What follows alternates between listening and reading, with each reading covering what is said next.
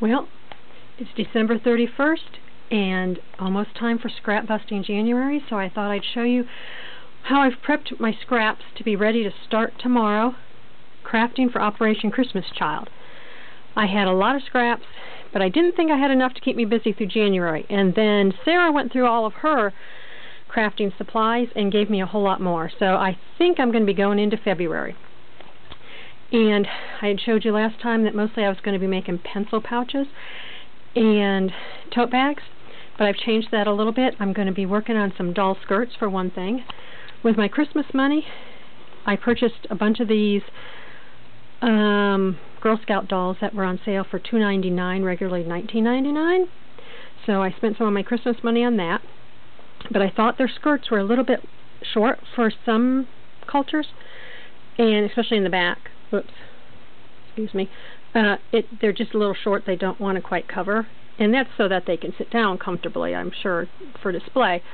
But I thought for sending them in shoe boxes, I'd make skirts. So I've designed a skirt.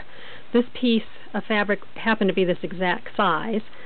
So I went ahead and made a pattern from it and thought, well, it looks like a good enough size. I gathered around the top, used bias tape for the waistband, and put a little trim on the bottom that Sarah had given me. A lot of this fabric that I chose from my scraps to match her pink shirt are from dresses that I made and sent in shoe boxes in the past for little girls. So it's fun to think of little girls are wearing the dresses and now the little doll will be wearing them. Sarah also gave me this trim, and I have some other trims that I had, so I'm going to be doing that. And this is my box of dolls, so I will be making skirts that I wasn't planning on making. Sarah also gave me some, along the edge it said that these were pillow tops, so I guess they're supposed to be like a little book to make a pillow book or something for children. There's all kinds of little bears. She also had some with birds that are a little bit different shape, and other birds, Christmas-like design with birds. So I've chosen fabrics to be the backs and fabrics to be the lining of these, and there'll be little tote bags. I made one to practice to see if it would work and how I was going to do it. So that's the front and the back, and it's just a little drawstring, and inside you can see the gingham is what we used for lining. So I'll be making, I think I have, there's 9 of these and 13 of each of the birds or something, so I'll be making a lot of those little bags. I had shown you this piece before that I wasn't sure what I was going to do with, and I have now decided I'm going to take 2 of the pieces and center them on this fabric as the front of a tote bag. And the back of the tote bag will be just this. I haven't chosen a lining for that yet, but I'll be able to make 4 or 5 of those. I forget how many of these there are. So, and I may have one of these left, which I'll make a pencil case. Do the same thing on a pencil case. She also had a bunch of, Sarah also had a bunch of scraps of upholstery material and upholstery material samples. So I've chosen fabrics to line those and make tote bags out of those. So that gives me a whole lot more. This I had before, and I had this is a bunch of pieces, and this is a bunch of pieces, so we're going to make pencil cases and tote bags out of those, and Sarah chose this handle. It's a webbing to use as the handles on the tote bags. This is more of the scrap she had, and I've chosen linings, and this is the heavy fabric that I had, so I chose linings for that. I also have a basket, excuse me, ready for my daughter Elizabeth to sew.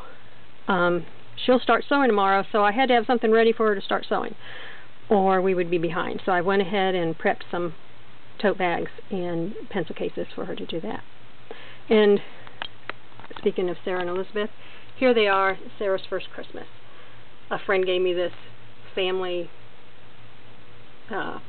board to put pictures on, and so I put them on there to remind me of children and why I'm doing this. Okay, I also have a basket for myself ready to go. These 2 piles are strips left over from fat quarters that I made the tote bags over there out of, and so I'm going to strip those together. There'll be 4 pieces each of these, and I'll make tote bags out of those. I haven't chosen lining for those yet, but this is some flannel I have, and I'm going to make a 9 patch. I think that's what it's called. I'm not a quilter. 9 patch out of these and use this as a backing, and it's going to be a doll blanket. I also just have these scraps cut ready to sew for casings for pencil cases. So that's my basket. And then I also have these. These are 3 doll blankets that I started a year or so ago. I cut them out, I cut the binding, that's as far as I got. So I've pressed under the edges, ready to sew. So I'll hem the 3 sides, and then across the top I put this satiny Pooh and Friend binding. And so they'll have a nice lovey that they can also wrap their baby doll in. These I had before, I think I showed in the last video. These are scraps that I had already cut. Tote bags, tote bag linings, pencil case or pencil case linings, and the casings for the pencil cases, drawstring. So we'll just match these up and turn them into pencil cases. Okay, another thing that I was working on is we got a lot of these tic-tac-toe games at Dollar General on clearance. So we wanted a little bag to put them in. So I was trying to design out of my scraps a little bag, and so I've made a pattern for it. So we'll be using a lot of this. This is my fabric here that needs to be tote bags, pencil cases, or other smaller little bags like that. So I'll be making some of those to have enough for those. And these are just my little scraps that I gotta do something with. These are some baby dolls who are waiting for some dresses. Actually, I had started some of them a year ago. You can see I started and just never finished. So I'm hoping to finish those this month or next month. And I've got some minky and flannel down here that make some kind of loveys out of. This is a cow farm fabric that Sarah wants special things out of, so I have to find out from her what she wants from that. And the one last thing I've been working on is Sarah had got this at a local discount fabric store. This was like rolled up in a remnant. It was like 8 or 9 yards. I don't know, there's a whole lot of it. This is embroidered flags on a woven kind of fabric. And so she had some of this black scrap. So I took it and I sewed a great big long strip on both sides and cut pencil cases out of it. Also took a strip and stuck it a couple inches down from the top to make tote bags.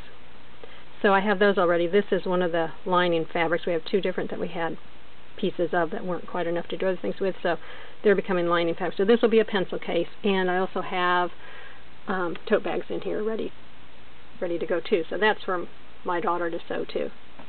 So there's my semi-organized scrap mess that I will be hopefully getting a lot done this next month for Operation Christmas Child. And if you're interested in the dolls, it's Girl Scout Shop, I believe, just girlscoutshop.com. I'll try to have Sarah put the link in the comments below. I'm sure they'll run out of them soon, but hopefully if you want some, you can get some. But, so, we'd love to have you join us in crafting. Chelle, CayBees on Facebook, and So Delightful are joining us, as are a lot of people on our Simply Shoeboxes Facebook page. You can find all kinds of tutorials for different things that we put in shoeboxes at simplyshoeboxes.com. Also, excuse me, we're passing something around here at our house. Apparently it's my turn. But you can also subscribe to this channel, and Sarah does all things shoeboxes here. So if you want to learn more about shoeboxes and what to put in and how to pack and stuff like that, check it out. Thanks a lot. Bye.